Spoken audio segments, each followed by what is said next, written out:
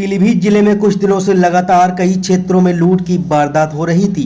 हाल में ही थाना सुनगड़ी क्षेत्र के चौपाल सागर के समीप एक महिला के कान के कुंडल नोचकर लुटेरे मौके से फरार हो गए थे।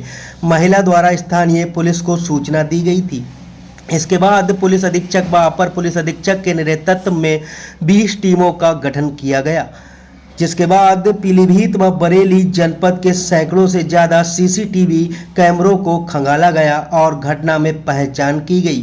अलग अलग जनपदों में को ट्रेस किया गया। मोटरसाइकिल पर जो नंबर प्लेट लगी थी वह नंबर प्लेट एक ट्रैक्टर की निकली। चेकिंग के दौरान पुलिस द्वारा आरोपियों को रोका गया तो उनके द्वारा पुलिस पर फायरिंग की गई। इसके बाद पुलिस अपने बचाव में फायरिंग की। आरोपियों को पुलिस द्वारा गिरफ्तार किया गया और पूछताछ के बाद पता चला कि आरोपियों द्वारा लूटे हुए माल को बेचकर अपनी शौक को पूरा किया करते थे, जबकि लूटा हुआ सामान सुनारों के पास बेचा जा रहा था। सुनारों को भी पुलिस ने गिरफ्तार किया। लगातार खबरों के लिए हमारे चैनल न्यूज 7 यूपी को सब्सक्राइब अवश्य करें।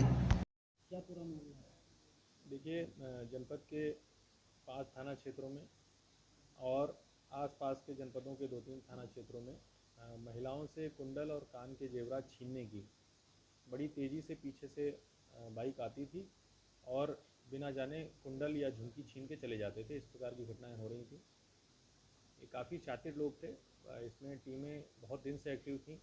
लगातार हमारे पास लगभग 50 से 60 जगहों का सीसीटीवी फुटेज है, जिसमें ये लोग लगातार पहचाने भी जा रहे थे। लगातार वो जो स्क्रीनशॉट वगैरह हैं वो सभी ग्रुप्स में आप लोगों के माध्यम से रिलीज़ भी किए जा रहे थे। लेकिन जो ये पीछे शातिर खड़ा हुआ दिलशाद उर्फ झंडू, ये ग्राम कोटा कला का रहने वाला है। ये कान छिदाई का काम करते हैं। तो इन्हें ये पता था कि किस प्रकार से कुंडल लगे होते हैं या जो चीज़ें होती हैं। इसका एक साला है जो छतारी बुलंदशहर का रहने वाला है, उस पर कुछ पुराने मुकदमे हैं। इन दोनों ने मिलकर ये ठाना कि इस प्रकार का कार्य किया जाए।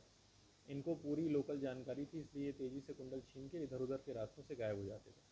लेकिन इसमें अपर पुलिस अधीक्षक के नेतृत्व में लगभग 20 टीमों का गठन किया गया था, क्योंकि लगातार ये घटनाएं हो रही थी। और 20 टीमों के द्वारा लगभग 700 घंटे का फुटेज देख के इनको बिल्कुल इनके घर तक हम लोगों ने ट्रेस किया। उसके बाद गुजरात घास की सूचना पे जब इनकी घेराबंदी की गई तो उनके द्वारा पुलिस टीम पर फायर करने का प्रयास किया गया, जो लकीली उसमें कोई हर्ट नहीं हुआ। लेकिन जो इनकी मोटरसाइकिल है जो फुटेज में पूरी तरीके से पहचानी गई थी, उनके जब नंबर की ट्रेस किया गया तो उसमें फार्म ट्रैक ट्रैक्टर का नंबर आया। ये काफ़ी शातिर तरीके से इन घटनाओं को अंजाम दे रहे थे। जनपद के थाना सुनगड़ी, गजरौला, बरखेड़ा, बिलसंडा और बीसलपुर में और आसपास के जनपदों की घटनाओं का इससे एक सफल अनावरण हुआ है। इसमें 2 ज्वेलर्स भी पकड़े गए हैं, जिनके पास ये बार बार एक एक कुंडल बेच रहे थे और सभी को लगभग पता था। आप लोगों के माध्यम से अखबारों में इत्यादि भी निकल रहा था कि इस प्रकार की घटनाएं हो रही हैं, परंतु फिर भी उन ज्वेलर्स के द्वारा इन आभूषणों को खरीदने का प्रयास किया जा रहा था। इसमें 100% रिकवरी हुई है। जो मुठभेड़ से संबंधित आर्म्स एम्युनिशन है उनकी भी रिकवरी हुई है। इसमें शीघ्र से शीघ्र चार्जशीट लगाई जाएगी, उन पर गैंगस्टर इत्यादि की कार्रवाई की जाएगी और जो भी सख्त से सख्त कार्रवाई इन पर की जाएगी। रिकवरी में क्या क्या मिला? जी, जितनी घटनाओं से संबंधित जेवरात हैं आपके सामने रखे हुए हैं, कुंडल हैं, झुमकी हैं और जो पैसे ज्वेलर के वहाँ से हैं वो हैं, और जो घटना से संबंधित मुठभेड़ की घटना से संबंधित आर्म्स एंड एम्युनिशन है उसकी रिकवरी। सर 700 घंटे का फुटेज पुलिस ने देखा है, उसके बाद आपने इनाम की घोषणा की, क्या मतलब? जी, इसमें आप लोगों के माध्यम से एक बहुत क्लियर फुटेज इसका झंडू का फ़ोटो आ गया था। उसमें हमारे पुलिस के ही एक सिपाही द्वारा जब इसकी माता को फ़ोटो दिखाया गया तो उन्होंने इस चीज़ को पहचाना। तो जिसने सबसे पहले वो सूचना दी उसको 10,000 रुपये देना।